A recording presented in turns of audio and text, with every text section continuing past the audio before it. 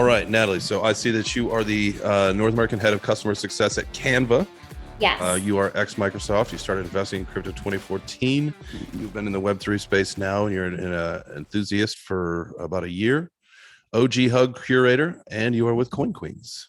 Yes. So now let me ask you a question about Canva. Does Canva have any Web3 initiatives? Is that something that you are trying to help them with? I would say right now we're focused on, we just kind of launched or announced like our visual like work suite. So we're really focused on that. And I think what I love about this is like the whole creator economy, but it's not just like for, individuals or for designers. It's also for, businesses and large companies. So I would say like in the wider sense, not necessarily like something specific to Web3, but I would say like the content that gets created is like everywhere around us, right? We have like over like 100 million monthly active users, and like actually folks that I've met in this space, a lot of them use Canva for their design. So I would say like yes and no, because we're already, like the mission is to like empower the world to design. And so I feel like that is just, just really a part of like the creator economy. And then even what like artists and non-artists, but creatives are, are trying to do. Yeah. Hey, I'm one of those monthly users. I love using Canva for whether it's, making an infographic, making a thumbnail, whatever it is. It's just such an easy platform to use. And that's great. All right. So Web3 Summit down in Miami, November 30th to December 1st. Do you know what you're talking about yet? Yes, it's going to be around just investing. Okay. I think there were some questions just around, VC funding versus angel investing versus crowdfunding. As a new investor, like how does one get started? So I'm excited to talk about it. I'm definitely not like a professional investor. I would probably fall into maybe like an accredited individual investor, but it's just something that has always interested me. And in fact, at one point I thought I would kind of, pivot and go into finance, but I've just kind of found myself in tech for the past like 20 years. I've been really into NFTs, or I'd say like Web3 NFTs for almost a year. Okay. But like you mentioned, my crypto journey started really back in like 2013.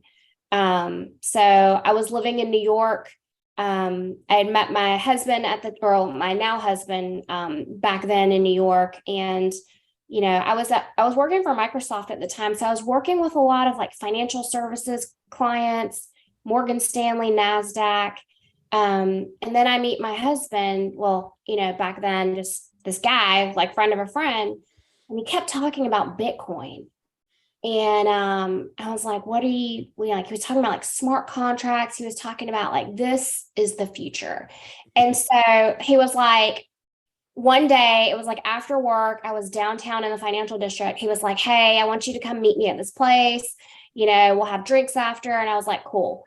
We go to this place. It's like this literal like hole in the wall. It was like all black on the inside. And I was like, yeah, like, what is this place? So there looked like some shady, sketchy people. There was like a guy standing on a box with a piece of paper, like trying to sell his Bitcoin. He's like, this is the Bitcoin exchange. I was like, what? And I was like, this is bananas. And he was like, this is the future. And I was like, yeah, okay. Let's go get some drinks. But it was so interesting to look back at that time. And here, like, remember some of the things that he said to like me and some of my friends that were in investment banking, in finance, in tech. And they were just like, you're crazy. Like, this is a scam.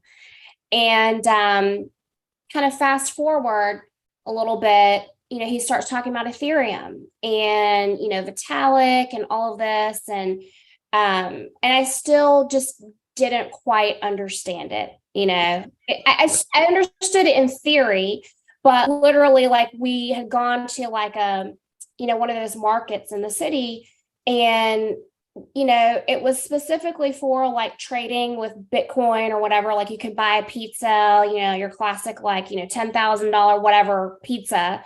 Hmm. And it was like so clunky, like we couldn't get it working. And I was just like, this is not really my thing.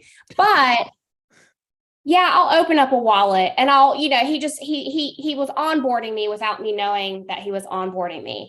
And at the time he was so bullish and so enthusiastic. He was trying to open wallets for people like friends and family and give them Bitcoin. That's Like crazy. give them Bitcoin. And to this day, like there are friends and family that are thankful that like he gave I them bet. Bitcoin because he I got bet. it for so low. But he is also just very, I don't want to say a maximalist because obviously he is into Ethereum. He participated in the ICO. And Hmm. so really that was kind of like my intro into crypto. He's been, he got me into it. I opened up a wallet back in like early 2014. And then I just kind of started buying Bitcoin and just letting it sit there. And then I remember in 2015, we were living in Paris and we went to London because he wanted to go to I think this was the first ever DevCon, Okay. so the Ethereum conference. And then it was just like all this excitement, all this buzz and everything like that. And I was like, okay. So I had these like moments where I'd get really excited, but then I'm like, but then what? Okay, like how can I use this in like my daily life? Um, and then so fast forward to about a year ago, well, then you obviously you had like the bull run, back in 2017, and it was Hmm. just like it was wild and it was Wild. crazy. And I remember him calling me at work, and it's like, yeah, I just remember I participated in this ICO, and I'm trying to find this wallet where it's got all this ETH, and I'm like, you find that wallet, you like you get that ETH. Uh, excuse me. So anyway, but still, like, what's the practicality for me? And I think even at the time, Tesla wasn't taking like crypto, and I Hmm. think he like tweeted out to Elon and was like, "You should start taking crypto." Um, anyway, fast forward till about a year ago, one of my really good girlfriends from business school, Ada Aguilar, she is the chief fashion officer for this project called Eyes of Fashion. She comes from like a finance background, knew her from New York. She went into the fashion industry. And then she, was very bullish on NFT. She, was in the clubhouse days, et cetera. And so she's like, let me tell you about NFTs. And I remember literally, I was about to get on a flight and she was just kind of telling me, like, you need to get on this, you need to get on this. And before I even landed, I was just like reading all the stuff that she sent me. And I was like, I get it now. Like, there was just this light bulb moment. And I'm like, this totally makes sense to me in terms of like utility, like merging the things together. And then that's kind of how I got into NFTs. Um, now I kind of got in at like the top of the top, so that hurt a little bit. But yeah, I mean, I think for me, I love like the investment piece of it, Hmm. strategy piece of it, but then also the education piece. So like helping to onboard women, and I know that there's a lot of that, these days. So it's been interesting, but like the journey and trying to find like the people that I connect with. And so like most recently, like with CoinQueens, Heather Ray Doyle and everything that she's doing to help, do the onboarding of women, but then also developing like a consulting side of the business and helping to kind of create an option to go into the fund, like create a fund for Hmm. investing. I think is really interesting, and so that's kind of where I've been spending my time lately. That's cool. And like the whole to me, and I'm, maybe you'll agree with me, maybe you won't, but crypto, the journey that I had on my crypto focus is a lot different than this Web3 journey is, right? Like I feel like the ecosystem is totally different. Like crypto, like Bitcoin itself now is an industry. It's not so much of a movement anymore, right? And so with that being said, I feel like the movement is back over with like the NFT side, right? And I know it's like, PFPs and all that stuff is just the beta test for what NFTs can be. It's the whole, I think, conversation on a much larger scale is about digital ownership. And that's, kind of where I think a lot of people are really excited for, where this industry and ecosystem are going. But without the education that you brought up, we're never going to get there. And I think that that's probably, community and education obviously are the two biggest pillars that I think we all need to realize as educators, content creators in the space, me specifically, that without the onboarding in the correct way, it's maybe people are still going to be scared of some of the own your own financial freedom kind of stuff, where some people are hesitant of that. Yeah. Yeah. And I personally don't blame them. Prior to Canva and my previous company, I worked for a cybersecurity firm. And so it was professional services, and, big companies, small companies, they hired us to, test their applications, test their products, and find vulnerabilities. So I have some level of insight into just like how scary that is. But, even to like folks that are in that industry, but, for folks that are new and coming in, and, this whole idea of decentralization is great, but is it like completely like custodial versus non-custodial versus like semi-custodial?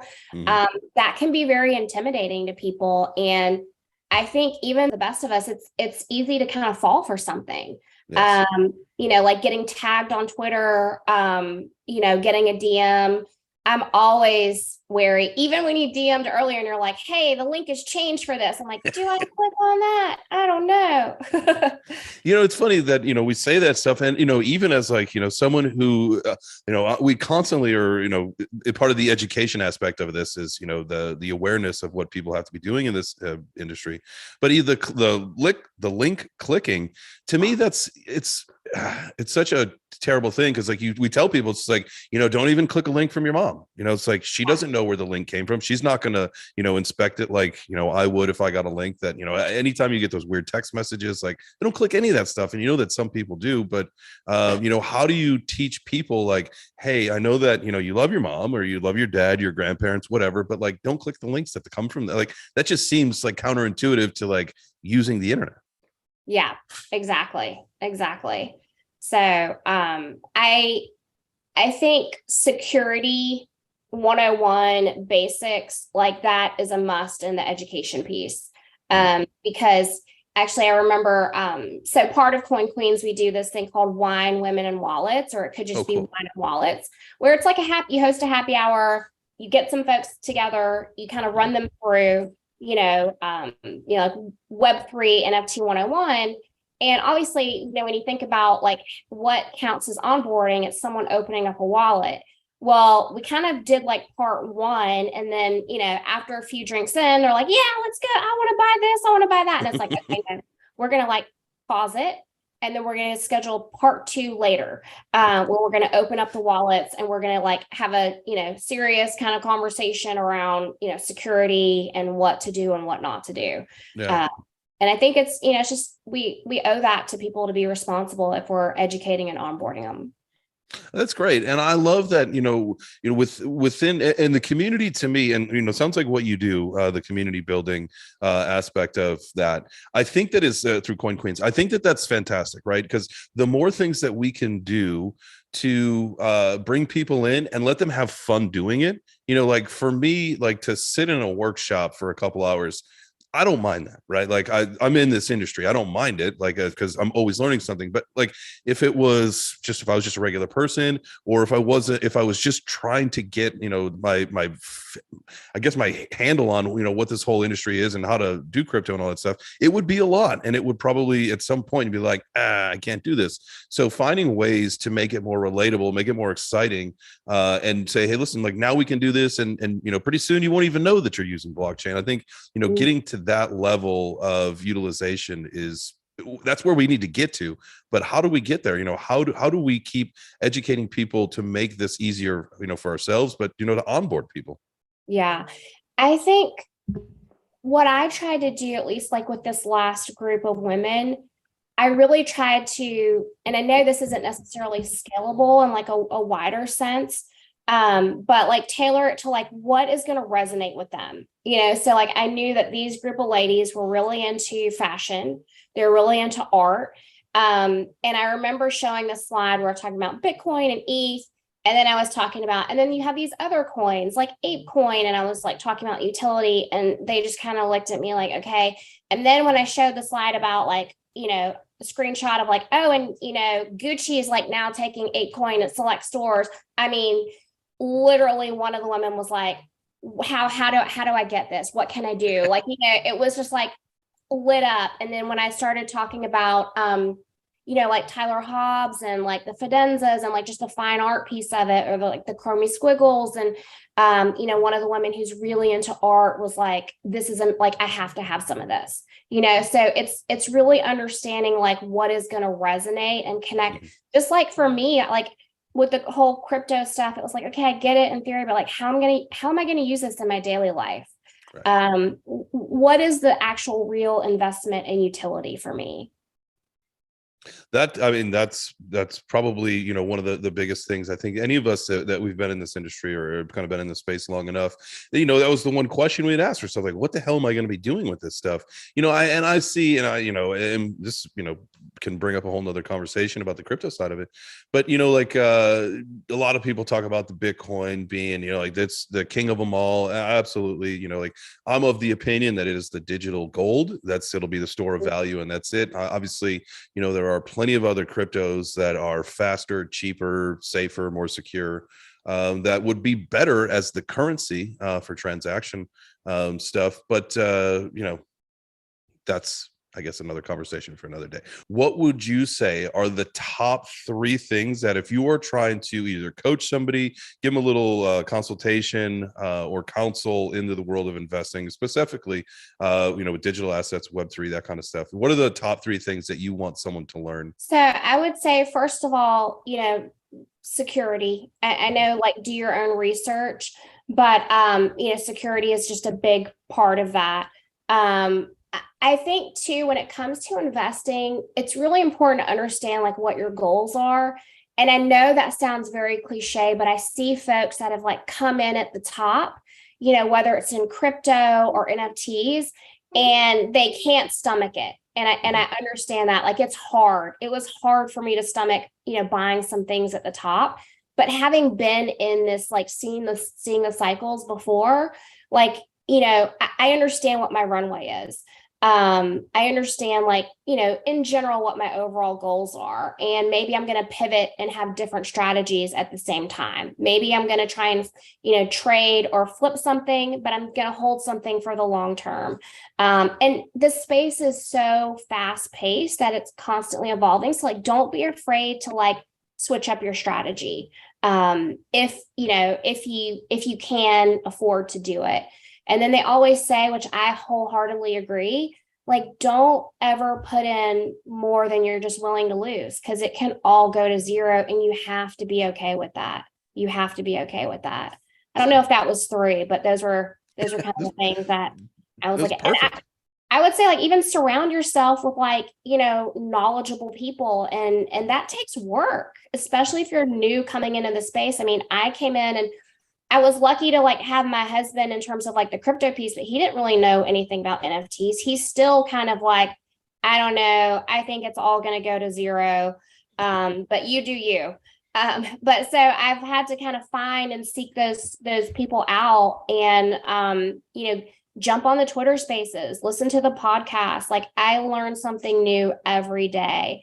And you have to, again, depending on what your strategy is, you have to kind of keep up to date with it. I have some friends that are just kind of like set it and forget it. And I'm like, okay, if you want to do that, and like DCA with like, maybe Bitcoin and Ethereum, but you can't do that in the NFT space unless it's like, hey, I want this piece of art, and I don't care if it goes to zero at some point. This is what I'm willing to pay for it. Like, honestly, like right now I have my eye on Fontana, and I'm just like, waiting, and that thing could go to zero at some point. I just absolutely love the art. Yeah. But for some things, I'm like, maybe I'm going to hold it for a year, maybe I'm going to hold it for less, but really understand like what you're wanting to get out of it. Oh, I love that. I think that's absolutely fantastic. That's great advice. I think, there are certain things that, everybody's got their own strategies and has to do what works for them. I love the idea, about what you just said there a second ago. And, especially when it comes to, with the NFTs, one thing that I've said, because this is like our first bear market with NFTs, right? Like, for however you want to classify that, when you live through like an actual crypto bear market and you see your portfolio go from a couple commas down to like, no commas or one comma or whatever, it's depressing. It's very depressing. Yeah. But if you know that that's coming, and instead of, just keeping everything in a stable coin, and if you still want to be in the ecosystem and industry and you throw it into some NFTs, tell you what, even if it does go to zero, like you said, if you appreciate the art, it's okay. You got something to look at. It's better than looking at a zero portfolio. You got something like, I love my mutant, like I know you've got one too as your PFP. We're talking about ApeCoin. I got the hat. Like that's to me one of those ones, like I picked one that I absolutely love. If ApeCoin, if mutants go to zero, it's okay. Yeah. I mean, it's not okay, but it'll still hurt. But I honestly, like, I couldn't imagine, and I alternate between my mutant and my moonbird. But it's interesting how attached you become to like your PFP. And I know that's not like, the whole entire space. It's not just about PFPs. But like, I absolutely love my mutant. I do think it's like a piece of art. I am waiting one day till we have like a house big enough where I can have like a place and just like have digital frames everywhere. Yes. But yeah, but then there are some, like I've definitely degened into some stuff and I'm like, why? It happens to the best of us, but like, why? But yeah, I just say like, just really understand, and it'll change over time. Like because again, this is an evolving space, but I wouldn't, again, don't put any more money in than you're willing to lose. That's one of the easiest things to do when you're investing is just invest what you can. And don't, you don't have to, your buddy might have a lot more money than you. You don't have to keep up with him, all that kind of stuff. Like, I think that's, some of the best education and wisdom that you can pass on. Well, Natalie, I definitely appreciate you taking time to chat with me today. I had a great conversation with you. Definitely looking forward to seeing you down in Miami at the end of November. Now, really quick, if anybody wants to reach out, if they want to find you and learn more about what you got going on, obviously we'll drop some links down in the description, but where's the best place to get a hold of you at? So I'd say Twitter, it's just Natalie M. Zumino, or Instagram, it's just Natalie Zumino. Cool. Awesome. Well, I appreciate you again for chatting with me today, Natalie. Look forward to seeing you down in Miami. Have a wonderful week. It is Monday, the day that we're recording this. So have a great week, and we will see you soon. Yeah. Happy Halloween. It was great chatting with you. See you in Miami. Absolutely. Talk to you soon. Thank you. Bye. Bye.